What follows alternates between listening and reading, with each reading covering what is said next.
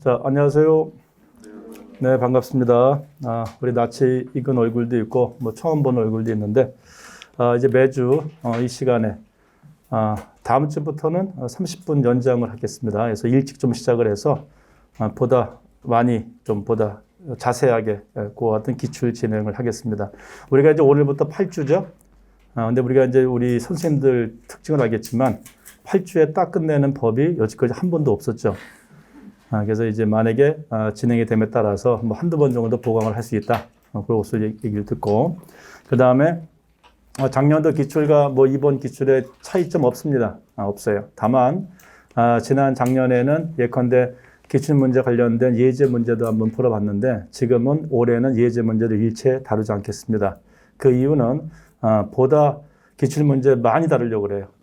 그래서 작년에 다루지 않았던 문제도 한번 다 찾아봐서 지금 평가원 가니까 2001년도, 2002년도 뭐 최근 것만 익히는 것 같아요. 그래서 옛날에 아주 좀 허접한 사지선다형으로 출제됐을 때 있었습니다. 90년대. 그래서 거기에서 문제가 어렵다는 것이 아니라 거기에서 이제 문제를 좀 가져와 가지고 거기에 출제된 주제를 갖다가 이제 복습하는 그런 기회를 좀 갖도록 하겠습니다. 그래서 내가 가지고 있는 자료를 최대한 활용을 해서 옛날에 90년대에도 출제됐던 문제도 간혹 여러분들한테 소개를 해 드릴 예정입니다. 오케이? 그 다음에 많은 양을 이제 소개할 것이고, 두 번째는 이제 문제를 풀 때, 우리가 이제 집중반을 통해서 이론을 다 정리했으니까, 그때 배웠던 내용이 어떻게 적용이 되고, 약간 무리인 듯 싶지만, 이제 기출문제를 통해서 이론을 갖다 한번 복습하는, 그 문제 관련된 이론은 복습하는 그런 기회를 갖도록 하겠습니다. 그렇죠? 자, 바로 시작을 하겠어요. 맨 앞에는 이제 그 표를 갖다가 집어넣는데, 뭐 출제 연도, 그래서 맨 처음에 경제학 일반론, 무슨 뭐 경제 활동의 정의라든가 기회비용, 매몰비용, 뭐 경제학설사, 뭐 이런 등등 있지 않습니까? 거기에서 출제된 것을 딱 보시면 알겠지만은, 2000년 이후에는 출제가 안 돼, 2005년 이후에는 출제가 안 됐지 않습니까? 그래서 상대적으로 상당히 출제 빈도와 중요도가 낮은 파트다. 그런 걸 이제 보여주기 위해서 표를 간단하게 작성을 한 겁니다. 그래서 만약에 여기서 굳이 출제가 된다면 아마도 뭐 기회비용 관련된 게 출제될 텐데 그 기회비용 개념조차도 단독으로 출제된다기보다도 단독으로 출제가 되면 아마 기입형 나올 것 같아요. 기입형. 그리고 다른 데서 아마 섞여서 나오지 않겠는가. 그런 예상을 하게 됩니다. 자, 1번 보겠습니다. 1번. 벌써 이게 2000년도 전에 나왔던 거란 말이죠. 다음은 사회과 수업 시간에 어떤 경제 개념을 설명하기 위한 교사가 준비한 상례이다. 이와 관련된 다음의 질문에 답하시오. 위 사례로서 이 교사가 설명하고자 한 경제 개념은 무엇이냐? 어디 볼까요? 예컨대 불황기에도 불구하고 대학생들의 휴학률은 오히려 줄었다. 사실 가만 가지고서는 무슨 개념을 설명하는지 사실 잘 뚜렷이 나오질 않습니다. 사실은. 자, 화폐에 대한 수요는 이자율에 반비례한다. 이때부터 이제 뭔가 이제 설명하고자 하는 개념이 이제 구체화되기 시작하는 거죠. 세 번째는 전업주부들의 경제적 가치는 호황기일수록 이제 더 크다. 가와 아주 유사한 그와 같은 맥락에서 만약에 가와 다만 만약에 나왔다면 답을 쉽게 찾을 수는 없을 거예요. 근데 이제 라를 보시게 되면 10대 인기 연예인들의 자, 그 다음에 뭐 10대 인기 연예인들만이 아니라 이제 고등학교를 졸업한 유명한 그 선수 있지 않습니까? 유망주들. 그 운동선수들도 이제 대학 진학에 대한 선호율이 줄어들고 있다. 뭔가 대학을 갔다가 진학하게 되면 자기애가 무언가를 포기하는 그와 같은 대가가 뭐 존재할 듯 싶어요. 이 더 커지기 때문에 아마 선호율이 떨어지지 않겠는가. 그래서 라에는 10대 인기 연예인들만이 아니라 무엇도 이제 어떤 운동선수들도 이제 포함을 시키면 좋을 듯 싶다는 것입니다. 그래서 일단 출제하시는 분이 위 사례로서 이 교사가 설명하는 한 경제 개념을 일단 기회비용 개념을 설명하고자 네 가지 상례를 제시했을 듯 싶어요. 우리 여러분들 종강하는 그날까지 제시한 모든 답은 내 개인적인 견해라는 것을 미리 밝힙니다. 맞습니까? 출제하시는 분은 다른 답을 실제로 요구했을 수도 있어요. 됐죠? 그래서 만약에 다른 의견이 있으면 우리 그 홈페이지 있지 않습니까? 그 게시판에 좋은 의견이 있으면 올려줘가지고 같이 좀 공유를 했으면 좋겠고요. 그렇죠? 그 다음에 이제 사실은 갑시다. 일단 위 사례 중에 두 개를 선택해서 그러한 현상이 나타나게 된 이유를 1-1의 경제 개념을 적용하여 설명하시라고 했는데, 자, 우리가 어떤 선택을 하게 되면 항상 네 글자 무엇을 고려하라 그랬습니까? 기회비용을 고려하죠. 말 나온 김에 자, 이것은 기회비용은 반드시 고려하지만 절대로 집착을 해선 안 될 내용들이 하나 있습니다. 이게 뭐였었어요? 매몰비용. 두 가지 꼭 기억하시고 됐습니까? 또 매몰비용의 정의는 또 무엇이었습니까? 뒤에 뭐 나올 텐데 매몰비용의 정의는 뭐죠? 내가 어떠한 선택을 한다 하더라도 회수가 불가능한 비용을 우리가 매몰비용이다 이런 표현을 썼습니까? 그래서 기회비용과 매몰비용 개념의 등장은 어느 때 등장하느냐면 낮은 볼까? 지금 이 순간 선택 시 등장하는 거예요. 그렇죠? 기회비용과 매몰비용은 우리한테 어떤 도움을 주느냐 하면 지금 이 순간 우리들의 선택이 합리적인가 합리적이지 못한가에 대한 조언을 해주는 것이 바로 기회비용과 매몰비용이었습니까? 항상 매몰비용, 기회비용 개념을 떠올릴 때는 지금 이 순간, 시점을 지금 이 순간에서 장래를 향한다 이렇게 꼭 기억을 해줘야 된다는 것이에요. 그렇죠? 그런데 지금 우리가 이 순간까지 왔을 때 이미 과거에 기지출된 비용들이 있을 것입니다. 맞습니까? 그렇죠? 그 중에는 우리가 내가 이 순간 어떤 선택을 한다 하더라도 회수가 불가능한 비용들이 있을 수가 있는데 우린 그와 같은 것을 매몰비용이라고 정의를 한다는 것이죠. 그렇죠? 자, 근데 이게 매몰 비용과 또 이런 구분할 게 한 가지 있지 않습니까? 고정 비용. 그래서 매몰 비용은 고정 비용 속에 포함이 되지만 고정 비용 모두가 매몰 비용은 아니라는 것도 꼭 기억을 하셔야 됩니다. 나중에 그거 얘기할 기회가 있을 겁니다. 자, 갑시다. 그러면 자, 불황기에도 불구하고 대학생들의 휴학률은 오히려 줄었다. 이게 사실 여러분들 이 가의 글귀는 우리나라에서 100% 들어맞는 그런 상례는 아니에요. 그래서 이 글귀가 이제 우리 보통 미국 책 많이 번역하지 않습니까? 그래서 그것에서 이제 보통 거기에 한 글귀를 누구 책, 여러분들은 잘 알 겁니다. 뭐 맨 어쩌고. 그래서 그 책에서 이제 보였던 그와 같은 글귀인데, 자, 불황기에도 불구하고 대학생들의 휴학률은 오히려 줄었다. 자, 질문합시다. 여러분들 휴학 한번 해봐. 더 들어보세요. 자, 여러분 휴학의 목적, 우리 남학생 볼까? 휴학을 왜 했어요? 군대 가려고? 자, 학비 벌려고 또? 쉬려고. 그렇죠? 사실 다양하단 말이죠. 그렇죠? 근데 이제 이미 요 출제는 바로 뭐냐 하면 대학의 사람들 휴학을 할 때 요 문제의 정답은 대학의 휴학의 목적이 뭐냐? 1번, 2번, 3번 중엔 2번이에요. 2번. 그렇죠? 다시 말하면 이미 이 문제 속에는 휴학의 대안이 바로 무엇이었습니까? 뭔가 경제적인 이익을 얻기 위해서 뭔가 알바라든가, 그렇죠? 예컨대 어떤 글쎄 뭐 취업하기까지 뭐하지만 아르바이트 개념으로 아마 이것을 전제로 해서 이 문제가 출제가 된 듯 싶고요. 실제로 그 책에서도 그와 같은 접근을 했단 말입니다. 맞습니까? 그러면 합리적 선택을 하기 위해서는 여러분들 어떠한 선택을 해야 됩니까? 기회비용이 큰 선택, 작은 선택. 작은 선택을 해야죠. 그렇죠? 그럼 보세요. 호황기 때는 여러분들이 휴학을 하는 순간에 알바를 쉽게 잡을 수가 있어요, 없어요? 용이하죠. 그렇죠? 수월하게 알바를 잡을 수가 있습니다. 맞습니까? 그런데 불황기에는 수월하게 알바를 잡을 수가 없어요. 됐습니까? 따라서 여러분들이 계속 대학 진학이라는 것을 갖다가 선택을 할 때 여러분들 이와 같은 희생이 작은 것은 언제라는 것입니까? 호황기 때보다는 불황기 때가 오히려 희생이 작다는 것을 갖다가 의미하게 된다는 뜻입니다. 맞습니까? 그러니까 희생이 작은 선택, 학교를 다녀야 되지 않습니까? 그러니까 바로 불황기 때 오히려 학교를 다녀야 된다. 휴학률이 떨어진다는 것을 의미하게 된다. 이 소리죠. 여기까지 이해됐나요? 됐죠? 근데 고수 여러분들 그것만 이제 고려한 건데 사실 뭐 전체 확대를 하게 되면 오히려 불황기 때 경기가 안 좋으니까 부모님의 대부분의 지원을 받는 대학 때 됐습니까? 그죠? 오히려 부모님한테 손 벌기가 좀 미안해서 오히려 휴학을 해서 알바를 갖다가 할 수도 있지 않습니까? 그래요, 안 그래요? 그럴 수도 있죠, 그렇죠? 그래서 바로 이와 같은 것 때문에 이 출제자 아주 이 문제가 매끄럽게 확실하게 드러나지는 않는 듯 싶어요. 아무튼 일단 만약에 가를 그럼에도 불구하고 출제자께서 기회비용 개념으로 민다면 방금 소개했던 방향으로 접근하시면 된다는 것입니다. 다음에 두 번째, 화폐에 대한 수요는 이자율에 반비례할 것이다. 자, 그러면 화폐의 수요는 이자율에 반비례한다는 말은 무슨 말이냐? 화폐 수요가 이자율의 감소 함수라는 것을 의미한단 말이죠. 됐습니까? 그럼 이제 우리가 말 나온 김에 화폐 수요, 이자율과 관계된 거 예컨대 뭐가 있습니까? 우리 케인스의 유동성 선호설이 있단 말이죠. 그래요, 안 그래요? 그렇죠? 그래서 케인스는 화폐 수요가 순수한 화폐적 현상이다. 바로 이와 같은 화폐로서 뭐 이자율 가지고 설명하는데 여러분들 문제는 유동성 선호설에서 화폐 수요라는 것은 크게 두 가지 요인에 의해서 영향을 받는단 말이죠. 무엇과 무엇입니까? 거래적 동계 화폐 수요와 투기적 동계 화폐 수요, 소득과 이자율에 의해서 영향을 받는 것이니까 자 굳이 좀 디테일하게 들어간다면 나에 있는 화폐에 대한 수요는 그 중에서 무엇? 투기적 동계 화폐 수요로 연결을 지으면 된다는 것입니다. 오케이? 그렇죠? 그럼 이제 자 우리가 직관적으로 여러분들 이와 같은 투기적 동계 화폐 수요 함수 유동성 함정이라는 극단적인 것을 갖다가 제외한다면 어떻게 생겨먹었습니까? 우하향으로 생겨먹었단 말이죠.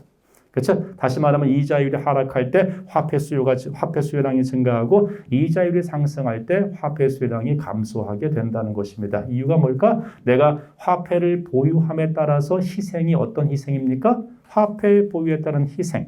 이것을 금융자산을 갖다가 만약에 구입했을 때 내가 얻을 수 있는 이자 수입을 포기해야 된다는 것입니다. 맞습니까? 맞죠? 따라서 이자율이 상승하면 상승할수록 화폐 보유에 따른 희생이 커져요. 즉 기회비용이 커지기 때문에 합리적 선택을 하기 위해선 기회비용이 작은 선택을 하기 위해선 바로 화폐 수요를 줄여야만 된다는 것입니다. 맞습니까? 그렇죠? 그래서 바로 나도 기회비용을 갖다가 설명할 수 있어요. 나가 가장 기회비용을 설명할 수 있는 좋은 자료가 될 수가 있겠죠. 다만 여러분들 거기에 보시게 되면은 거시에 넘어가게 되면 우리가 미시에서 그렇게 강조했던 수요와 수요량의 변화를 갖다가 이제 미시에서는 엄청나게 예민하게 구분하지 않습니까? 그렇죠? 근데 거시는 잘 구분하지 않는 듯 싶어요. 그죠? 그래서 예컨대 뭐 심지어 뭐 저기 고전파에서도 이자율이 하락할 때 총수요가 증가한다 뭐 이런 표 쓴단 말이죠. 이게 엄밀하게 한다면 총수요량이 증가하는 것인데 그래도 마찬가지 이자율과 화폐 수요가 반비례 관계 있는 것이 아니라 원래는 화폐 수요량이 반비례한 것이다. 이렇게 우리가 이해를 하면 좋을 듯 싶다 했습니다. 맞습니까? 물론 이렇게 표현하는 것은 이유가 있어요. 왜냐하면 거시에서 화폐 수요가 저량 개념이기 때문에 아마 이런 표현을 쓰는 것도 뭐 크게 뭐 이렇게 디스할 건 아니겠지만 아무튼 용어 선택이 뭔가 거시경제학자하고 미시경제학자하고 좀 다른 느낌이 든단 말이죠. 그렇죠? 그래서 이제 만약에 오히려 이제 지금은 이제 그런 게 없겠지만 이제 객관식에서 만약에 이런 식으로 나오게 되면 막 틀린 거 골라라 하게 되면 사실 나번도 틀렸다고 해도 상당히 뭔가 논쟁의 여지가 됐단 말이죠. 이자율이라는 것은 화폐 수요가 아니라 수요량과 반비례한 거기 때문에 논의가 될 수가 있다는 겁니다. 그거 하나 기억해 주시고 뒤집어 얘기하면 내년부터 여러분들이 학교에서 학생들 가르칠 때 있지 않습니까? 정말 수요와 수요량의 변화 굉장히 간단함에도 불구하고 중요한 것이기 때문에 꼭 숙지를 시켜주세요. 자, 세 번째, 전업주부들의 경제적 가치는 호황기일수록 더 크다. 이게 왜일까요? 아까 가와 똑같은 개념이거든요. 그래서 자 전업주부들의 경제적 가치, 예컨대 가사노동의 가치를 어떻게 계산할 것이냐. 만약에 가사노동을 선택하게 되면 이와 같은 전업주부들이 경제활동에 참가해서 이제 새로운 직업을 갖다가 얻고자 할 텐데 호황일 때는 쉽게 얻지만 불황일 때는 쉽게 얻기가 어려울 겁니다. 맞습니까? 이 말은 무슨 말이야? 호황기임에도 불구하고 이와 같은 전업주부 가사노동에 전념한다는 것은 그만큼 희생을 크게 각오한 선택이라고 볼 수가 있다는 것입니다. 맞습니까? 그런 개념으로 이제 접근하면 된다 이 소리죠. 됐죠? 이게 가와 다는 같은 맥락에서 여러분들이 이해를 하시면 된다는 것입니다. 그렇죠?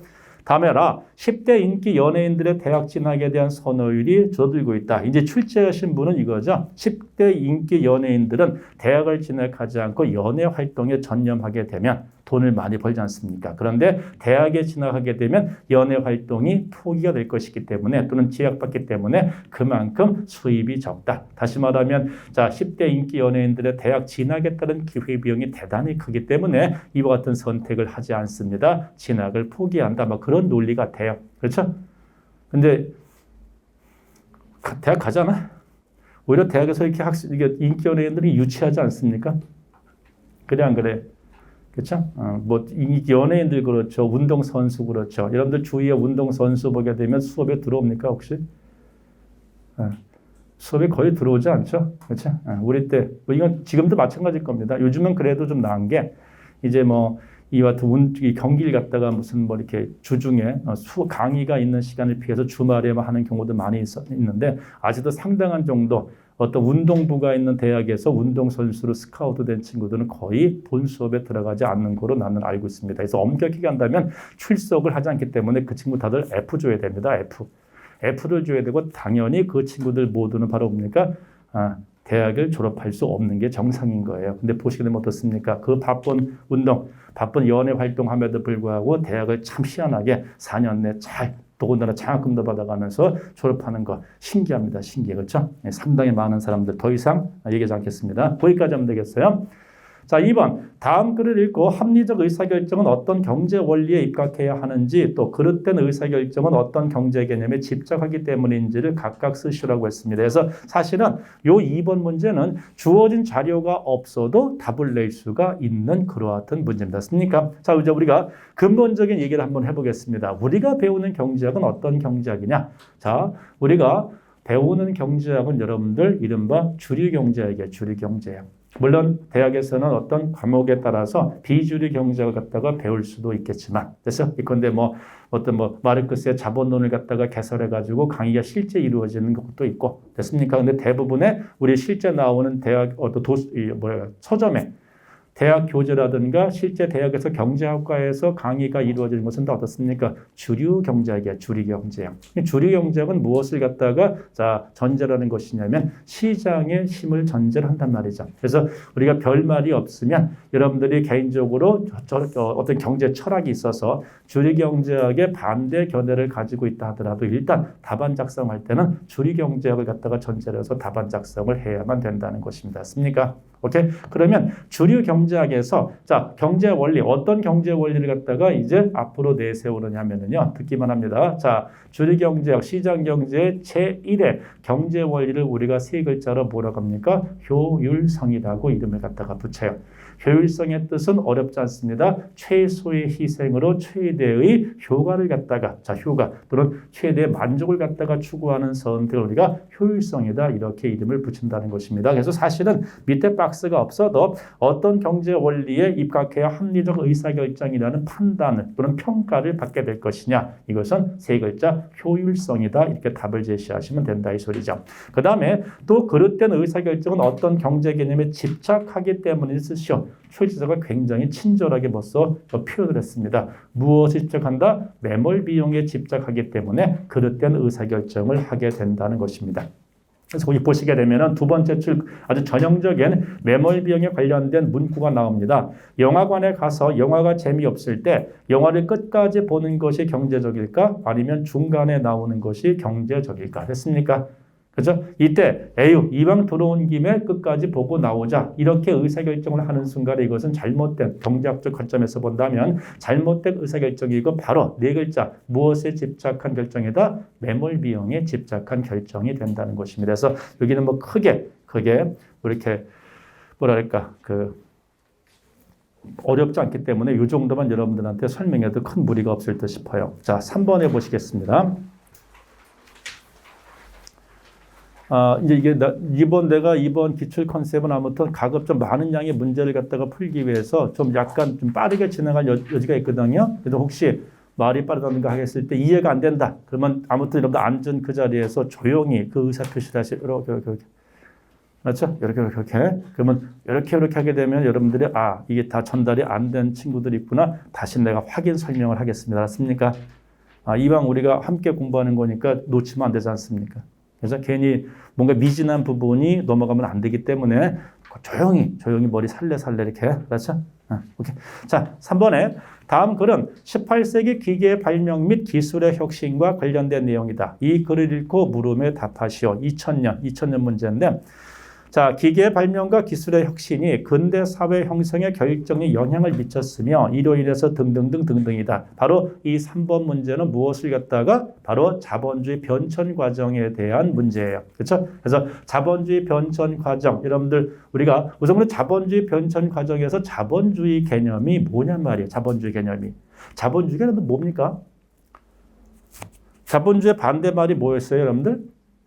자본주의 반대말은 사회주의죠, 사회주의. 우리 사회주의를 공산주의 이런 표현 쓰는데 그렇죠? 그러면 자본주의와 사회주의를 구분짓는 잣대는 무엇을 가지고 구분짓습니까? 우리가 크게 자, 생산수단의 사유화를 인정하는가? 생산수단의 사유화를 인정하는가 여부를 가지고서 인정할 때 자본주의, 인정하지 않고 사회화, 국유화를 갖다가 주장할 때 우리가 사회주의, 공산주의라고 이름을 붙인 것 같습니까? 다른 각도에서 본다면 생산수단의 사유화를 다른 말로 이렇게 표현합니다. 사유재산제를 인정하는가 됐습니까? 사유재산제를 인정하는가 여부를 가지고서 옛날에는 이제 자 사회주의와 자본주의 갖다가 구분을 했단 말이죠. 그렇죠? 근데 이제 지금은 현실에서 본다면 두 부를 반으로 자르듯이 자본주의와 사회주의 자르기가 쉽지가 않아요. 왜? 보통은 사회주의 국가에서도 자본주의 요소 도입이 있는 것이고 자본주의 국가에서도 사회주의 요소가 도입이 되기 때문에 자 현실은 좀 딱 자를 수는 없겠지만 일단 개념상은 분명히 구분이 된다는 것입니다. 맞습니까? 그럼 봐요. 사유재산제를 갖다가 인정을 하게 되면 사람들은 한 글자를 추구합니다. 한 글자. 생활 속에서 한 글자를 추구해요. 뭘 추구할까? 부. 그렇죠?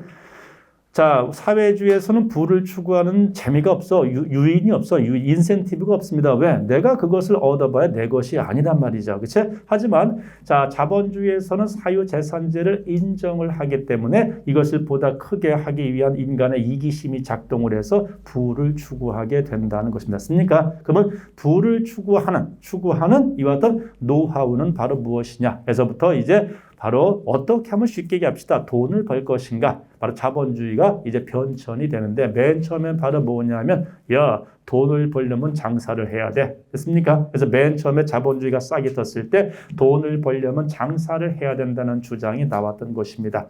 농사 짓는다? 안 돼. 물건 만들어? 공업? 안 돼. 자, 물건을 갖다가 자 사서 이와 같은 소비재 되파는 유통 과정에 종사하는 바로 장사를 해야지만 돈을 벌 수 있다. 질문합니다. 이것을 뭐라 불렀습니까? 상업 자본주의라고 부르죠. 그렇죠? 결국 공업이다, 농업이다, 상업이다, 뭐 축산업이다, 광업이다 이 중에서 돈을 벌려면 무엇을 가장 중시해야 됩니까? 상업을 중시해야 되기 때문에 상업자본주의 다른 말로 질문합니다. 네 글자로 뭐라고 한다고? 중상주의라고 한다는 것이에요.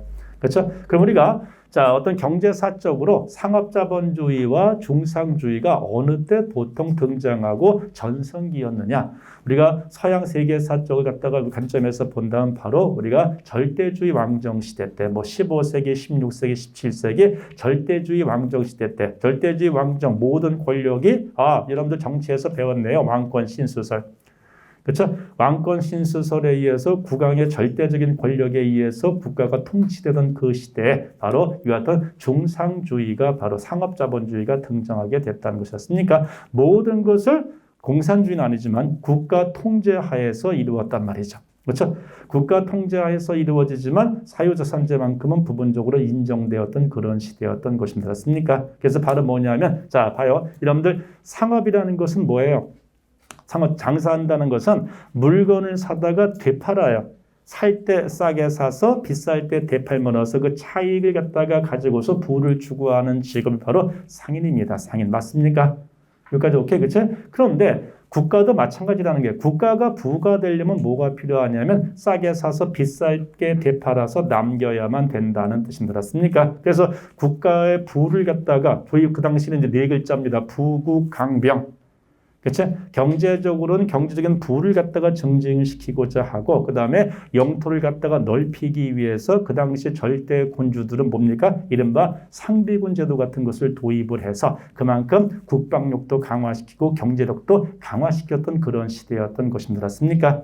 그렇죠? 그러니까 어떻게 봐서는 자원의 낭비 같은 것을 허용하지 않는 거예요. 쉽게 얘기하게 되면 물건 아무리 만들어봐야 뭐하냐 이거죠. 안 팔리면 꽝이다 이 소리지 않습니까? 그래서 이 말은 무슨 말일까? 그만큼 생산 과정에서까지도 이와 같은 국가 차원의 관리가 있었던 것이 바로 그 시대였던 것입니다. 맞습니까? 그러니까 더 만들고 싶은 사람들, 우리는 그 더 만들고 싶은 사람들, 이른바 생산 활동에 종사하는 사람들을 뭐라 부르냐면 산업자본가라고 하는데 이들은 국가의 통제에 불만을 가질 수밖에 없던 그런 시대였던 것입니다. 그렇습니까? 그다음에 한 가지 더 덧붙이게 되면 그 당시에는 자 부국 강병의 시대였지 않습니까? 부국 강병이야 나라를 부자로 만들어야 된단 말이죠. 그러면 우리가 나라가 부자다 부자가 아니다를 갖다가 어떻게 평가할 것인가? 지금은 여러분들 대한민국 국력이 강해졌다.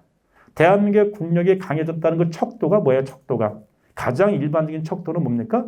GDP잖아, GDP. 그렇죠? GDP 내지는 우리가 가끔 이제 집중반 시간에 농담 삼아 얘기했지만 분수대 밑에 있는, 그렇죠? 자, 금고 속에 있는 뭡니까? 외환 보유고 같은 것이 바로 국부의 척도가 된단 말이죠. 지금은.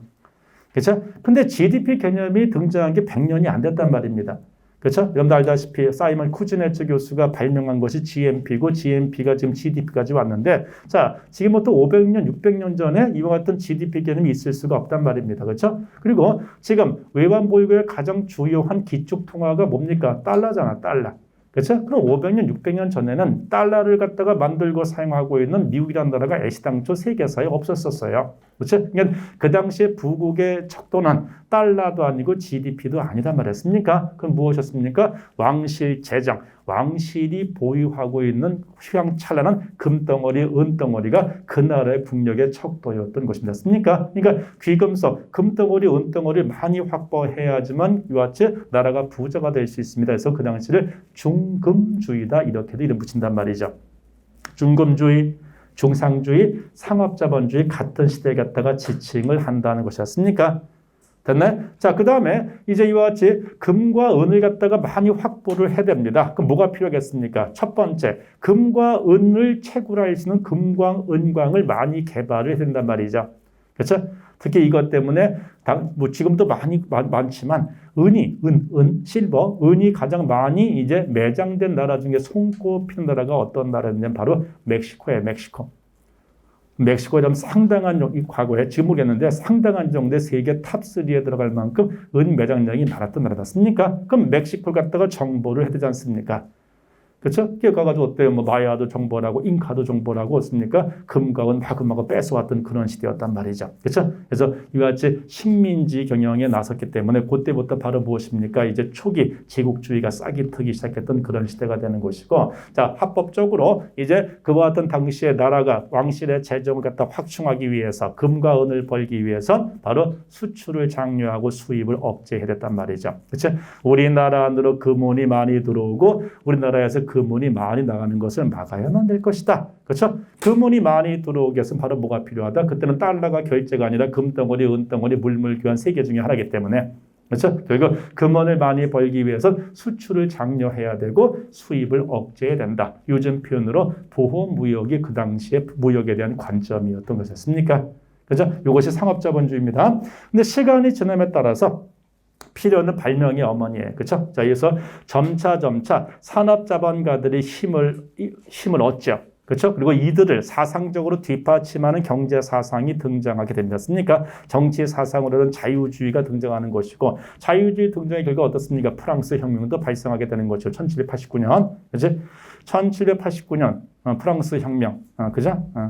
그 전에 1776년에 미국이 독립을 하게 되는 것이고 그 미국 독립이 된 그해 1776년에 애덤 스미스의 불후의 명작 국부론이라는 것이 저술돼서 발표가 된다 않습니까? 자유주의가 풍미의 시대란 말이죠. 그렇죠? 결국 모든 국가 권력에 의한 통제와 간섭을 갖다가 지양을 하자는 자유주의의 흐름에 따라서 자본주의의 방향도 이제 산업자본주의로 바뀌게 된다 했습니까? 그 산업자본주의는 바로 무엇이냐면 이겁니다. 자, 부의 창출, 돈을 벌 수 있는 기회는 물건의 유통에 있는 것이 아니라 생산활동 자체에 있다는 것이에요. 여기서 이제 중요한 게 나오지 않습니까? 아까 상업자본주의 시대 때 경계했던 것이 무엇이었습니까? 안 팔리면 어떡할까? 그렇죠? 이 유통이 돼서 소비자한테 연결이 돼야 할 텐데 기껏 만들었는데 안 팔리면 어떡할 거야? 됐습니까? 차원 낭비 아닙니까? 그래서 아까 했지만 국가 차원에서 생산량도 통제를 했고 그 당시 여러분들 산업자본가들 생산자들은 몇 개를 만들었느냐 하면 상인이 와서 주문한 양만 만들었단 말이에요. 됐습니까? 먼저 삭스를 주고 야, 몇 개 만들어놔? 며칠 날 가질러 올게. 됐죠? 아마 들어봤을 겁니다. 여러분들이 선대제라고 해서 먼저 일정한 돈을 주고 자 주문을 한 다음에 주문량을 갖다가 약속된 날 가져가는 시대가 바로 상업자본주의 시대였단 말입니다. 맞습니까? 그런데 만드는 사람의 입장, 자 뭔가 내가 더 만들 수 있고 더 만들어야만 돈을 벌 수 있는데 항상 주문량이 얽매여 있단 말입니다. 맞습니까? 생산 활동에서 이 같은 족쇄를 풀어달라는 요구를 할 수밖에 없단 말이죠. 근데 문제는 뭐냐? 뭘 극복을 해야 되느냐 하면 다음과 같은 난제를 극복해야지만 가능하다 예수님입니다. 만들었는데 안 팔리면 어떨 거냐 예수님. 근데 여러분들 그 뭔가 하는 순간에 들으는 거 있죠? 걱정하지 마. 만들면 팔릴 거야. 우리 집중 마치 전에 누구 떠올랐어요? 장 바프티스트 세이 또는 세라는 사람이 등장하면서 걱정하지 마 공급원 스스로 수요를 창출한다. 쉽게 갑시다. 만들면 팔리기 때문에 얘들이 몇 개 만드는가 간섭하지 말라는 이제 이 같은 주장이 등장을 하면서 산업자본가들의 힘을 이제 불어넣게 된다는 것이었습니까? 그래서 이제 부의 창출은 상품의 유통에 있는 것이 아니라 생산 활동 자체에서부터 부는 창출될 수 있다는 사고로서 산업자본주의로 넘어가게 된다는 것이었습니까? 자 이제 봅시다. 필요는 발명이 없느냐? 방금 전에 산업자본주의의 대전제가 뭐다? 걱정하지 말아라 만들면 팔린다 이 소리예요. 이 상황에서 너 진짜 떼돈을 벌고 싶니? 그러면 많이 만들어. 그치? 네가 만들 수 있는 최대한 만들어봐. 근데 그 당시만 하더라도 가장 보편적인 생산 요소는 노동이었는데 노동은 한계가 있다 보니까 자 계속해서 만들어도 지치지 않는 방법은 없을까? 뭡니까? 이래서 바로 산업혁명이라는 것이 이제 나타나게 된다는 것이죠. 산업혁명이 나타나게 된 계획이 다른 것 아닙니다. 어떻게 하면 지치지 않고 만들 수 있을까? 생산활동을 지속할 수 있을까? 그런 필요에 의해서 바로 맨 처음에 제임스 와트에 의해서 전기기관이 발명이 되는 것이고 이것이 이 같은 부분에 이제 파급이 되면서 대량 생산이 가능한 그런 사회로 변모하게 되었다는 것입니다. 맞습니까? 그죠? 이때는 바로 뭐다? 기본적으로 자유주의 시대이기 때문에 건들지 말아라. 질문, 경제 문제도 어디에 맡기죠? 두 글자? 시장에 맡기면, 그렇죠? 자, 이것에 의해서 모든 경제 문제는 자연스럽게 해소가 될 것이다. 이게 뭐죠? 가격이고, 그렇죠? 가격이라는 개념은 추상적인 개념이기 때문에 육안으로 보이지가 않지 않습니까? 그래서 나온 말이 뭐죠? invisible hand. 보이지 않는 손. 그래서 보이지 않는 손의 역할을 하는 가격의 자동 조절 기구의 기능에 의해서 모든 문제가 자연스럽게 해결될 수 있을 것이라고 믿었던 산업자본주의 시대로 돌아가게 된다는 것이 맞습니까? 그렇죠? 그 다음에 나와 있는 수정자본주의라든가 독점자본주의라든가 수정자본주의를 우리 질문을 했으니까 이 정도, 이 문제를 풀기는 그 두 개만 우리가 알면 될 테니까, 그렇죠? 같이 읽어갑시다. 특히 경제적 측면에서 기존의 상업자본주의는 1. 새로운 형태의 자본주의로 전환되었고까지 그래서 1. 새로운 형태의 자본주의는 무엇인지 써봅시다. 뭐였어요? 산업자본주의다 이렇게 쓰면 된다는 거죠. 됐습니까? 다시 올라갑니다. 애덤 스미스, 각 개인이 자신의 이익을 추구할 때 이 보이지 않는 손의 인도를 받아서 공익이 증진되며 사회가 조화를 이루면서 발전한다고 주장하였다. 자, 이 보이지 않는 손이 가지는 경제적 의미가 무엇인지 써라. 자, 경제적 의미입니다, 여러분들. 이 보이지 않는 손의 경제적 의미를 갖다가 쓸 때 가격이라고 쓰면 안 돼요. 오케이? 그건 개념이야, 개념. 그렇죠? 그래서 경제적 의미. 이것이 어떠한 의미가 있고 어떠한 이와 경제적인 자리를 차지하느냐. 아까 얘기했지 않습니까? 바로 가격 기구에 요거 중요한 거예요. 가격 기구도 더 중요한 말이 있습니다. 자동 조절 기능이다 이 소리예요. 가격 기구의 자동 조절 기능이 바로 보이지 않는 손이라는 거죠. 나 좀 봅시다. 그럼 손이 뭐야, 손? 손.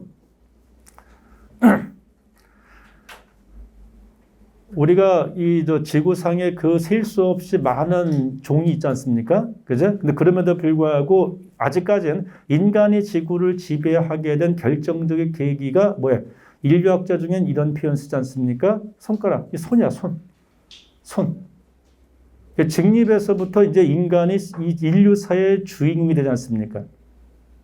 그죠? 직립을 하면서부터 인류학자는 살면서 이런 거 얘기하나? 직립을 하면서부터 이와 같은 대뇌 발달에 도움이 된답니다, 여러분들. 그렇죠? 직립 네 발로 기는 것보다 두 발로 설 때 대뇌 용량이 커진다는 거예요, 몸에 비해서. 몸에 비해서.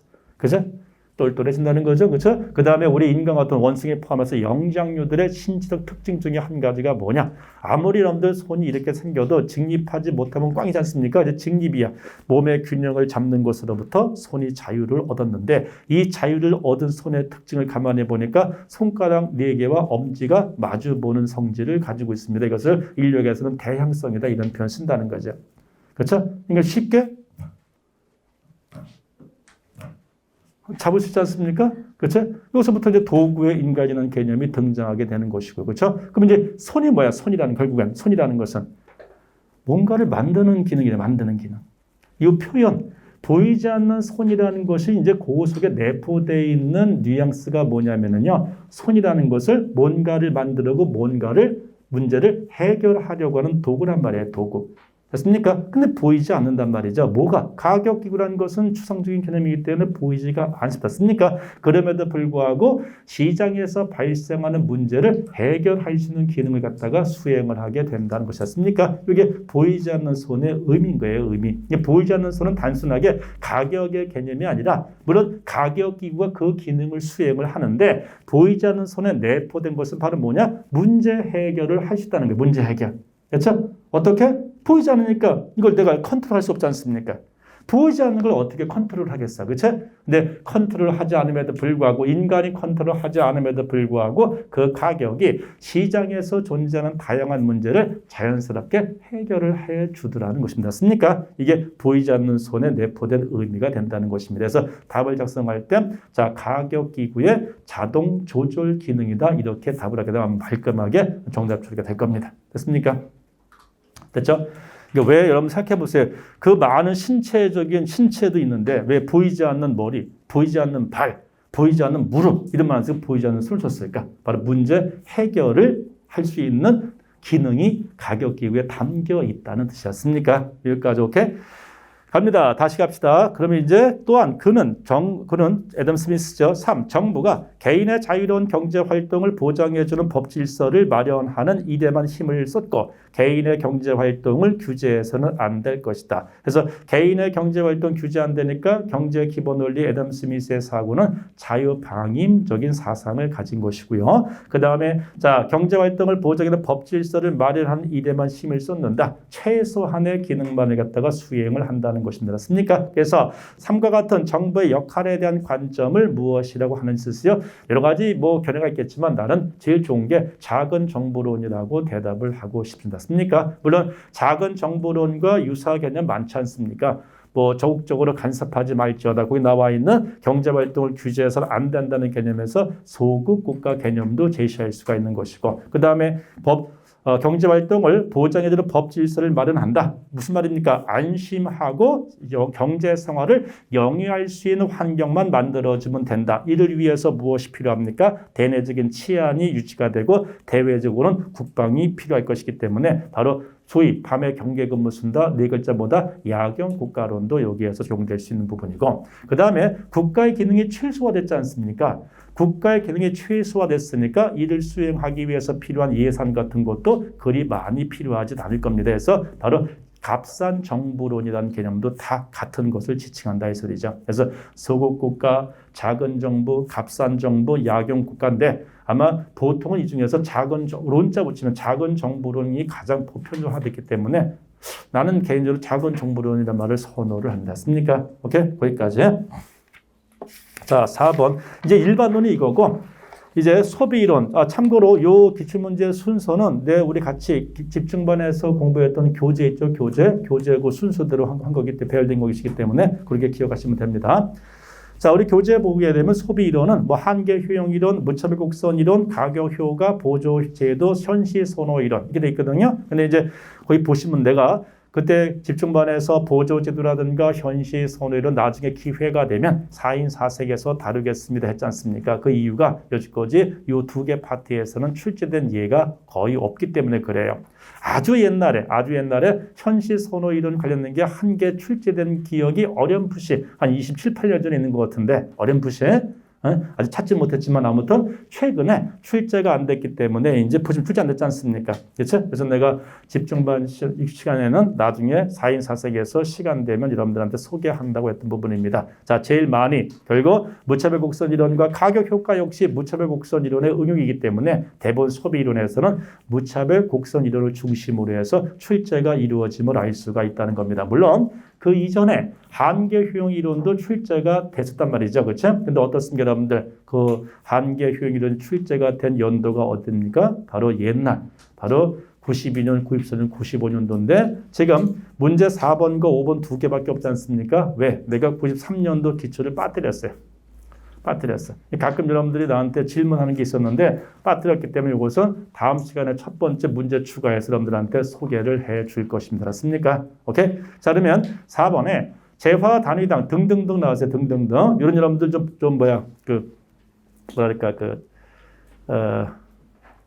쓰기가 번거롭기도 하고 시간 걸리기 때문에 아무튼 이런 협조를 잘 해줘야 됩니다. 맞습니까?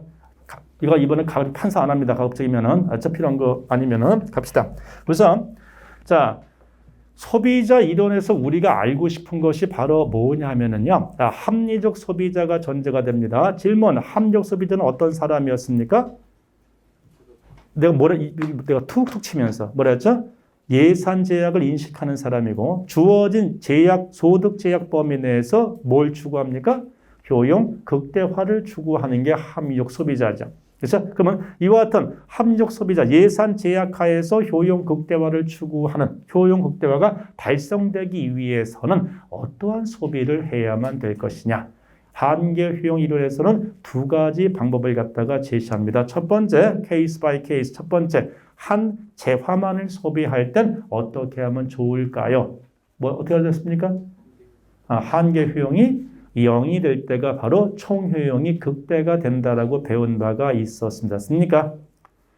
됐죠?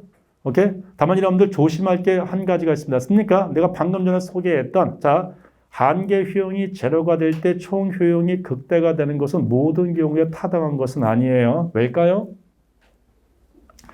우리 그렇게 배웠죠? 한계 효용이 0일 때 총효용 극대.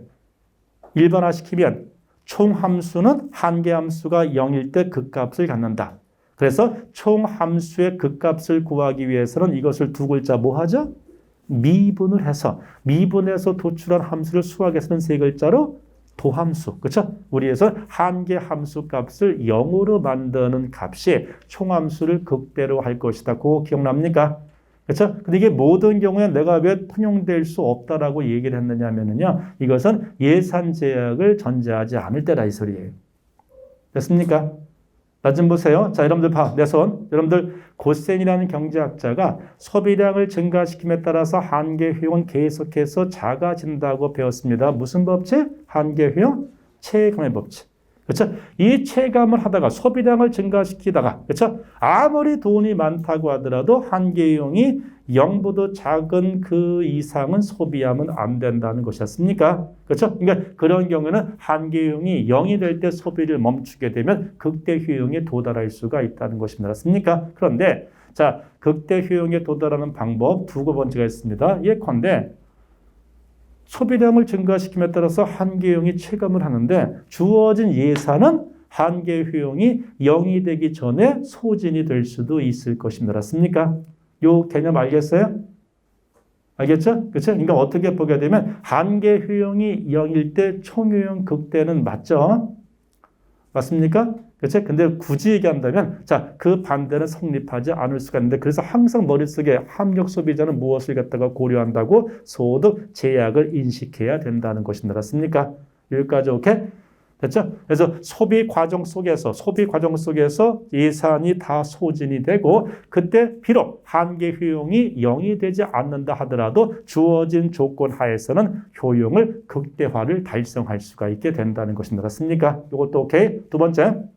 자, 그러면 한 재화가 아니라 두 재화 이상을 갖다가 소비할 때는 어떻게 하면 좋을 것이냐. 그래서 이와 같은 고센이 두 번째 방법을 갖다가 제시한단 말이죠. 각 재화의 일원당 또는 화폐 단위당 한계 효용이 같도록 소비하게 되면 자, 바로 효용 극대화에 도달할 수가 있다는 것입니다. 맞습니까? 오케이? 이것도 마찬가지예요, 여러분들. 그것도 내 질문을 많이 받는데, 그럼 항상 문제가 나오게 되면, 모든 균형점에서 모든 재화의 화폐 단위나 한계 효용은 같아지게 됩니까? 대답합니다. 아니에요. 아니야. 무슨 말이냐면 예산 제약 때문에 세 가지 한계형이 동일하지 않음에도 불구하고 효용 극대화가 달성될 수가 있다는 것입니다. 맞습니까? 대신에 자, 모든 재화의 한계 효용이 화폐 단위당 한계형이 같을 때는 총효용 극대입니다. 맞습니까? 됐죠? 하지만 총효용이 극대가 돼서 무조건 모든 재화의 화폐 단위당 한계형이 같다는 보장은 없다는 것입니다. 맞습니까? 그러면 어떻게 찾을 것이냐? 어떻게 찾냐면요. 아까 우리가 얘기했던 경제 원리 효율성에 입각을 해서. 됐죠? 자, 효율성이 아까 무엇이었습니까? 최소 비용, 최대 효과였지 않습니까? 그렇죠? 그 최대 효과의 앞에 무엇이 생략됐습니까? 어차피 동일한 비용이라면 가장 큰 만족을 선택해야만 된다는 것입니다. 여기까지 오케이? 그래서 자, 그 재화를 갖다가 소비합니다. 그 재화를 소비할 때 모든 상품의 가격은 항상 같지 않습니까? 그죠? 왜 그래요? 왜? 모든 상품이라 한 상품, 그죠? 한 상품을 소비할 땐 한 개를 소비하든 두 개를 소비하든 10개를 소비하든 한 개당 이와 같은 가격은 동일하단 말이죠. Why? 미시에서는 여러분들 별 말이 없으면 무슨 시장을 전제로 합니까? 완전 경쟁 시장을 전제로 해요. 그렇죠? 완전 경쟁 시장에서는 상품의 하나의 가격은 하나밖에는 존재하지 않습니다. 네 글자 뭐였습니까? 일물일가란 말이죠. 맞아요? 그렇죠? 일물일가이기 때문에 자, 예컨대 거기 나오는 A제, B제, C제는 몇 개를 소비한다 하더라도 한 개당 가격은 동일하게 된다. 됐습니까? 요거 이해할 수 있어요?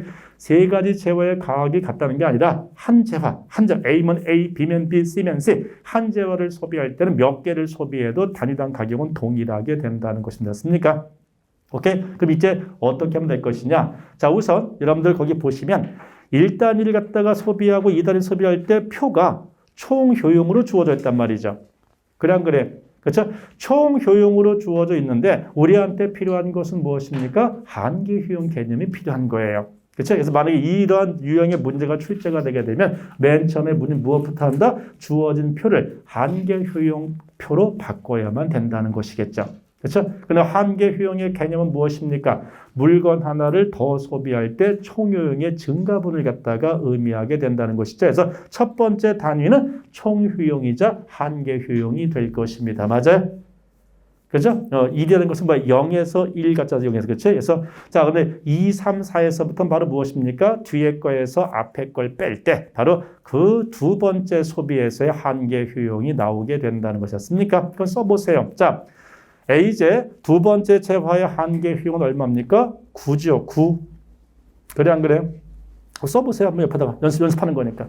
자, 그다음에 세 번째, 두 개에서 세 번째 한 개를 더 소비하게 되면 세 번째 소비할 때 느끼는 한계 효용은 7이죠. 맞습니까?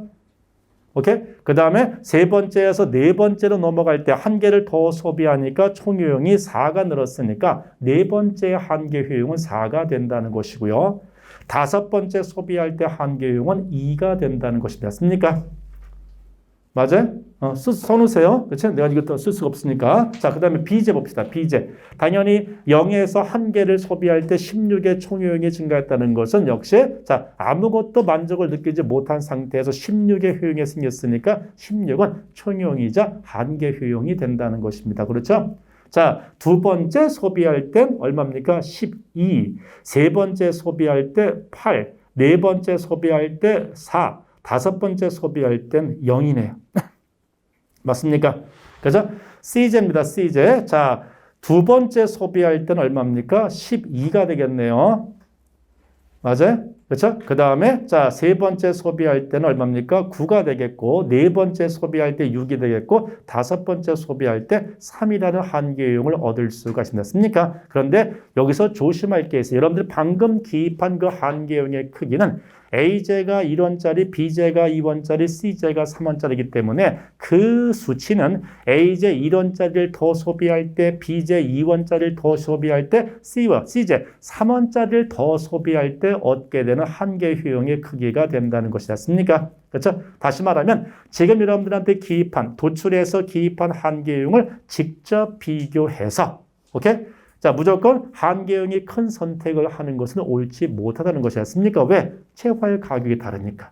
그렇죠? 우리가 선택을 하기 위해선 조건을 동일하게 해준 상태에서 선택을 해야만 된다는 것이었습니까? 그래서 두 번째 작업이 뭐냐? 지금 기입한 한계형을 자, 동일한 똑같은 화폐 단위당 한계형으로 통일을 시켜줘야 된다 이 소리죠. 그래서 보통은 자, 가장 낮은 보통은 가장 싼 재화, 지금 싼 재화가 얼마입니까? 1원이야, 1원. 그러니까 A제는 애시당초 1원짜리 한계형이 됐으니까 2원짜리와 3원짜리인 B제와 C제와는 각각 2와 3으로 나누어서 1원짜리 한계형으로 고쳐줘야만 된다는 것입니다. 맞습니까? 됐죠? 그러면 자 1원짜리 A전 그대로 두고 자 2원짜리 B제의 한계형을 2로 나누게 되면 이제 모든 수치가 1원짜리 한계형으로 통일이 될 것입니다. 됐습니까? 해보세요. 3초 시간 줄게요. 3초.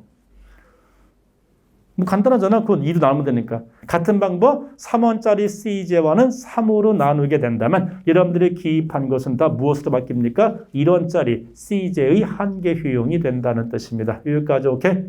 그래서 이제 세 번째입니다. 세 번째. 그 이제부터 뭐 할 것이냐? 소득 예산제약을 인식을 해야죠. 예산이 얼마라고? 12원. 그렇죠? 그래서 같은 값이면 다홍치마 법칙에 어차피 똑같은 1원을 소비할 땐 1원어치를 소비할 땐 가장 큰 만족을 가져다주는 재화를 선택해야만 될 것이다. 맞습니까? 됐죠? 그래서 방금 우리가 마지막으로 도출된 1원짜리 한계효용이 가장 큰 순서대로 소비하기 시작하면 된다는 것입니다. 언제까지요? 언제까지? 12원을 다 쓸 때까지. 오케이? 됐죠? 조심할 건 뭐냐? 예컨대 여러분들 자 C제와의 1원당 한계효용이 얼마입니까? C제화의 1원당 한계효용이 얼마예요? 5잖아. 5. 맞죠? 그렇죠? 조심할 것은 자 C제화를 1원어치를 소비할 때 15의 한계효용을 얻는 것이 아닙니다. 그렇죠? C제화는 한 개 전체를 소비할 때 첫 번째 제화에서 15의 한계용을 누릴 수가 있는 거예요. 이것을 1원짜리로 환산하다 보니까 5가 되었다는 것입니다. 맞습니까? 오케이? 다시 말하면 A제를 하나 소비할 때는 1원이 들지만 B제화를 하나 소비할 때는 2원이 소요되는 것이고 C제화를 하나 소비할 때 3원이 소요가 된다는 것입니다. 맞습니까? 이렇게 해서 쭉쭉쭉 내려다보게 되면 12원을 다 소비하는 경우가 나오게 된다는 것이죠. 됐네? 몇 개인가 여러분들 한번 구해보세요. 됐죠? 그건 여러분들한테 맡기겠습니다. 자, 5번입니다. 다시 그러면 이제 4번 같은 문제 다시 자 로드맵 문제풀이 로드맵 1번 뭐부터 한다? 한계효용표로 바꾼다. 맨 처음부터 한계효용표로 나왔으면 해피죠. 그렇죠? 한계효용표로 바꾼다. 두 번째 각 재화를 예컨대 1원당 화폐 동일한 화폐 크기로 한계용을 통일한다. 방법은 뭡니까? 방법은 그 재화의 가격으로 나누면 되는 거예요. 그러면 다 1원짜리 한계용으로 통일할 수가 있습니다. 세 번째, 1원당 한계용이 가장 큰 순서대로 동그라미 치면서 소비량을 늘려가면 된다는 것입니다. 맞습니까? 언제까지? 주어진 12원 이 예산을 다 지출할 때까지, 소진할 때까지 동그라미 치면서 내려가면 된다 이 소리죠. 됐네? 조심하실 것은 예컨대 C제 두 개째 소비할 때는 여러분들 어떻습니까? 자, 1원당 얼마?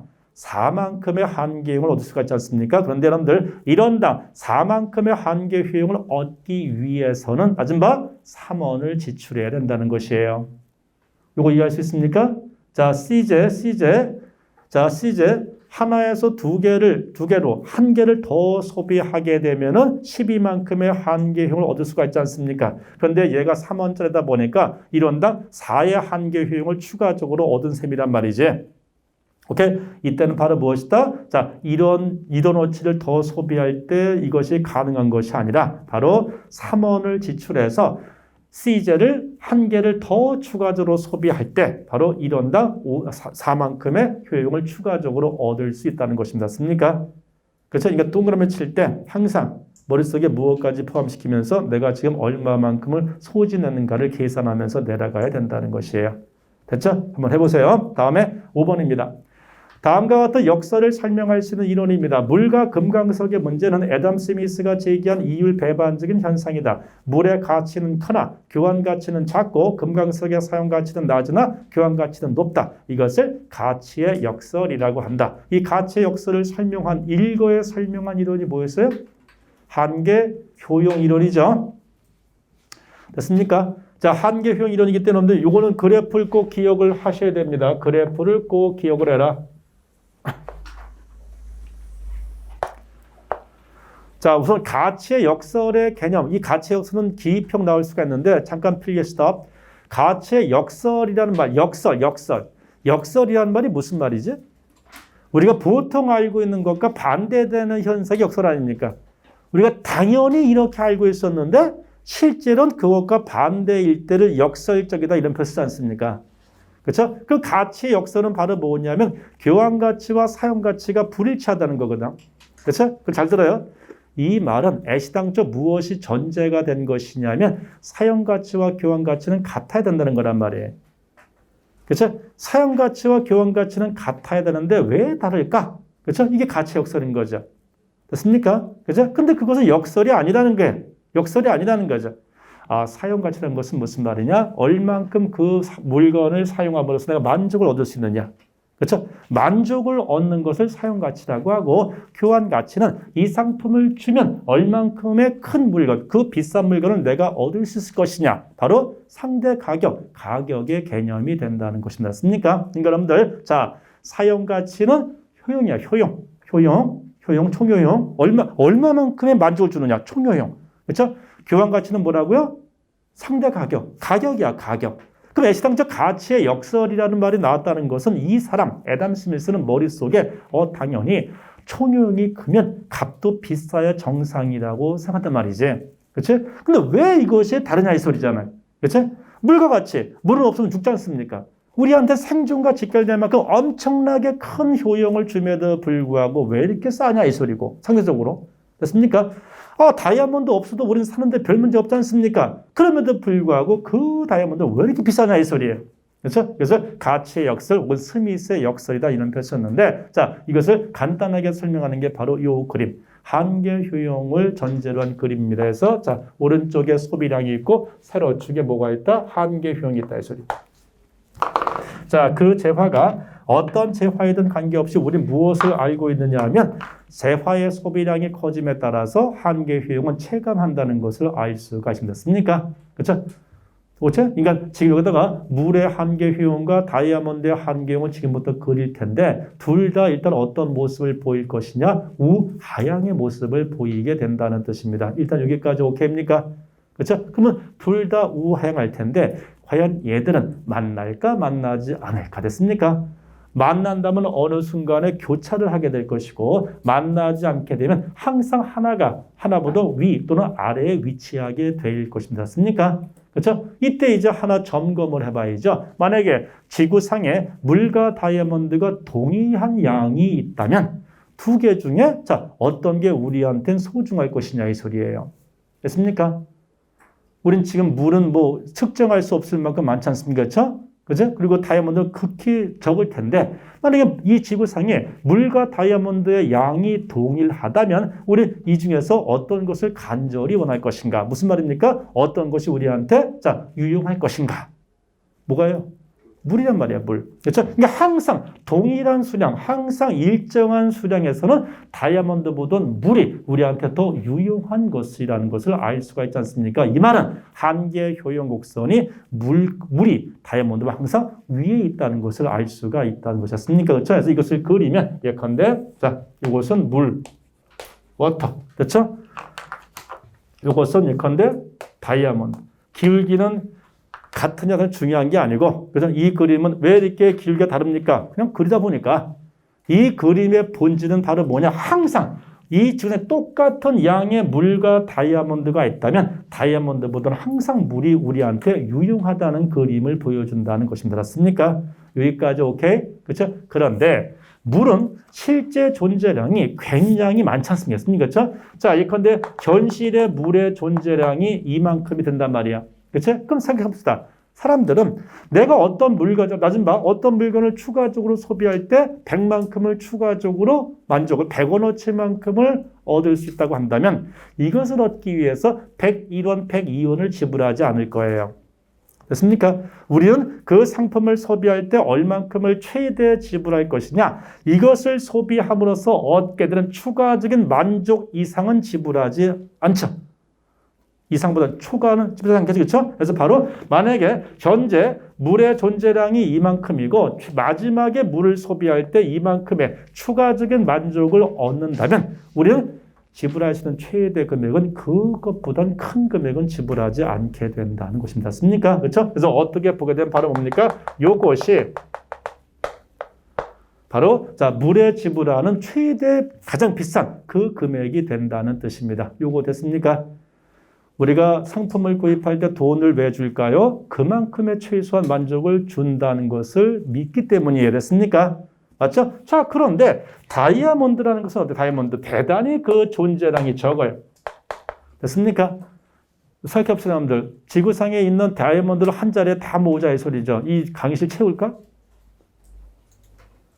난 못 채울 것 같아요. 아무리 다이아몬드를 전 지구에 있는 걸 다 모은다 하더라도 결혼기념을 다 모은다 하더라도 난 여기 강의실 못 채울 것 같아요. 됐습니까? 정말 적죠. 그렇죠? 정말 적다 보니까 이 적은 양의 다이아몬드가 우리한테 주는 추가적인 만족은 대단히 높고 우리는 이러한 만족을 위해서 기꺼이 여기까지는 지불할 용의가 있다는 것입니다. 맞습니까? 오케이? 그러니까 어때요? 당연히 자 다이아몬드가 물보다 비싼 것은 당연한 거지 역설적인 상황이 아니라는 것입니다. 맞습니까? 여기까지 오케이? 그렇죠? 이제 바로 보다 이것 때문에 바로 자 가치의 역설이 아주 가볍게 설명되고 있음을 알 수가 있다는 것입니다. 여기까지 오케이? 됐죠? 결국 가치의 역설을 설명하는 개념은 바로 무엇이다? 한계 효용 이론 가지고 설명할 수 있게 된다는 뜻입니다. 여기까지 됐어요? 됐죠? 5문제밖에 못 풀었네요. 그죠? 잠깐 쉽시다. 오케이?